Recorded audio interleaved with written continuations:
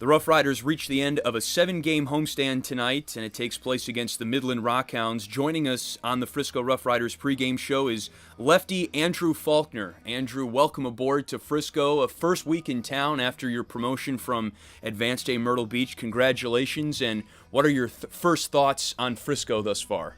Thank you. I appreciate it. So far, I figured out it's a great town. It's one of the cleanest towns I've ever seen, and the families and everything I've met so far have been super nice to me. So I'm liking it a lot so far. I'm sure it's been a whirlwind of a week for you, but I imagine because you're one of 12 Pelicans to be promoted to Frisco this season, that's had to have helped you ease the transition a little bit. At least you're familiar with a lot of guys on the team. Oh yeah, definitely. I knew most of them anyways from spring training, but I know even more of them now just from playing with them already this year. Gallo and Chi-Chi and all of them. So it's nice to come in here and know a lot of people rather than being too new. So it's nice. Andrew Faulkner with us on the RoughRiders pregame show. Your Double-A debut, 5 innings pitched, 3 hits and 3 runs allowed, 2 earned runs, no walks, and a strikeout. What were your expectations going in? To be honest, my expectations were to just get in there and battle as much as I could. Other than that, I had a catcher I've never thrown to before, and he came up to me before the game, and Wise was great. We had a game plan and we stuck with it pretty solid. The defense was great. They scored a lot of runs for me. I came out, it was 6-3, and there's not much more I could ask for there. Even the umpire was consistent behind the plate. I don't think there was anything else I could ask for. Midland, a pretty good team offensively as well. You mentioned sticking to a game plan. That was one thing that we noticed up in the broadcast booth as well. You're a lefty, and it seemed like you were consistently working the strike zone inside to righties. And as a pitcher, I don't think that's too common. So why is that a strength of yours? I think really just because it is different. You don't see too many. You see a lot of lefties that can throw their arm side pretty easy because it's natural for us.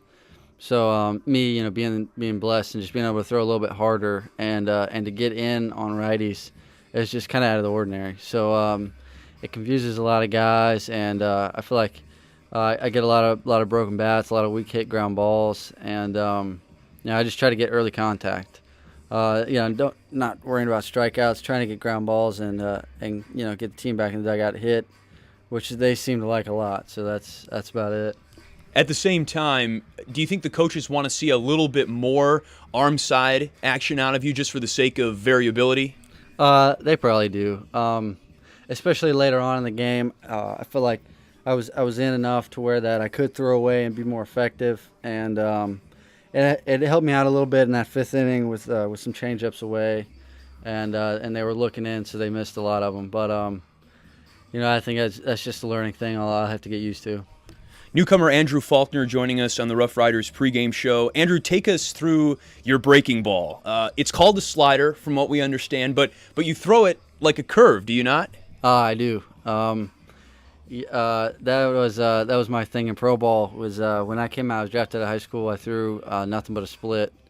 So it's been a learning process to throw a curveball, a slider, a slurve, just anything that spins. So I do throw it like a curveball, and it has some good slider spin. Sometimes it'll be slower, sometimes it's harder. Just really depend on where I'm trying to throw it.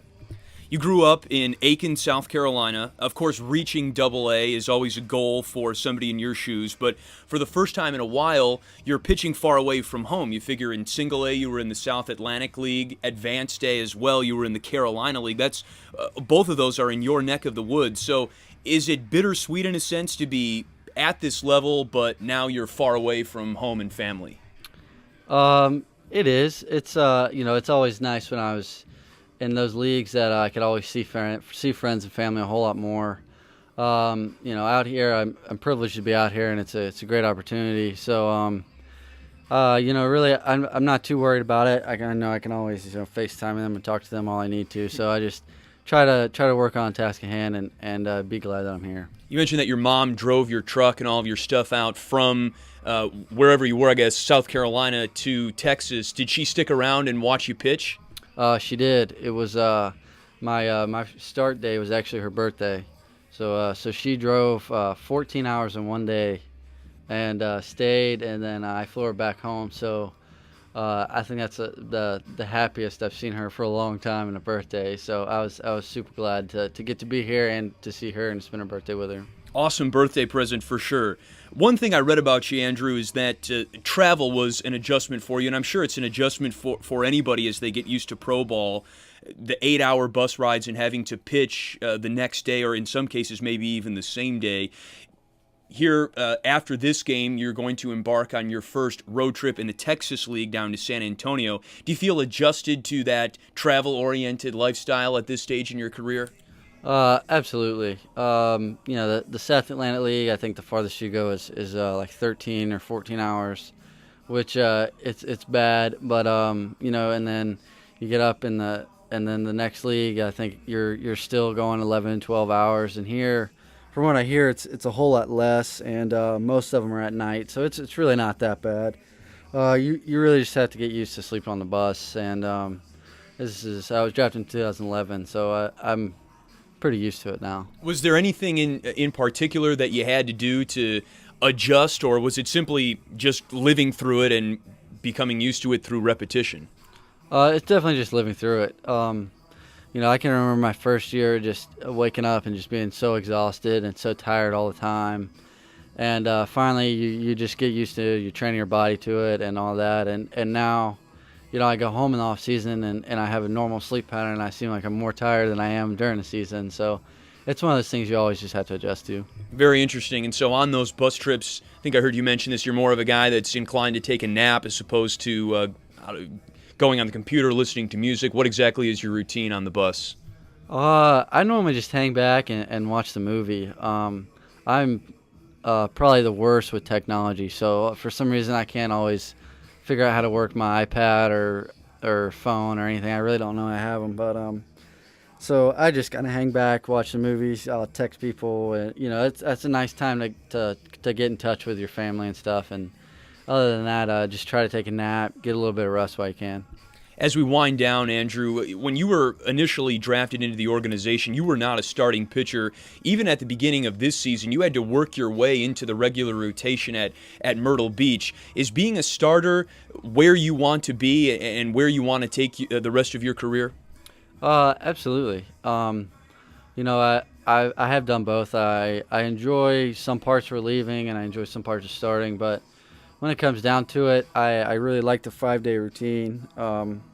I like to try to be a guy that everybody depends on to get in there. So, I like being a starter. So I'm gonna try to just keep it there for right now. Well, the numbers certainly were irrefutable in Myrtle Beach. You posted a 10-1 record. What is it about the starter's mentality, the starter's routine that you think suits you so well? I'm just a very, very routine-oriented person. I like my lifts. I do everything at a certain time, stuff like that. So the starter program, throwing every 5 days, knowing what I have to do every day, is more suitable for me rather than being a reliever. You might throw this night, and then you might throw the next night, and then a day off, and then throw again. And there's not much of a routine in it. Don't get me wrong; those guys have a lot to do. That's not an easy thing to do at all, but I rather prefer starting. And you seem very even keel too, which is the demeanor that you have to have when you're going to be working long innings like that as a starter. I try. I was blessed to have a very good high school coach that he would always tell us that you're not as good as you think you are, and you're not as bad as you think you are. So I try to keep it that way, and at the same time you got to realize it is my job, but at the same time it is a game, and you're going to win and you're going to lose, and you're going to be good and you're also going to be really bad. All right, Andrew, well, thank you so much for your time with us on the pregame show today, and best of luck on the first road trip down to San Antonio, and looking forward to seeing the rest of this season play out here in Frisco. Appreciate it. Thank you, guys. I appreciate you having me. He's Andrew Faulkner. We're back in a moment on the RoughRiders Baseball Network.